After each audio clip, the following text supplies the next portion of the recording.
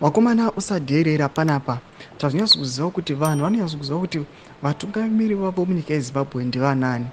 Kunyange ukakonzeresa confusion nevakomana vari muthe regime kana vakomana veYouth League kana Women's League kana vakomana vana Singizo Chabangu nana Ncube, but zvazonyatso kuda pachena kuti aiwa yes vangariga ma-elections kana economy but mahearts evanhu mwoyo yevanhu kana the vote yavo havakwanisi kutomboirega. Sana peda mashoko anobuda panapa achinyogwa nevakomana ndobva subscribe like turn on the bell icon.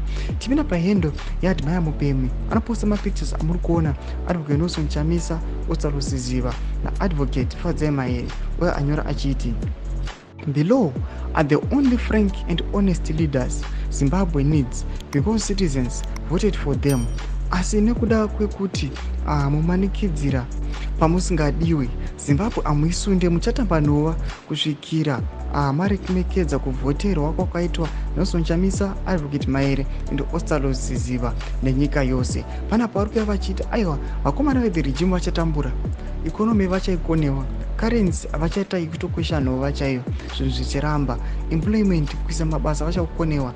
Ari kutaura kwekuti zvinhu zvese vachazvikwanisa kana vakwanisa kuremekedza the vote yevanhu ikazva pana Nelson Chamisa, advocate Resign pamwe chete naostalosiziva.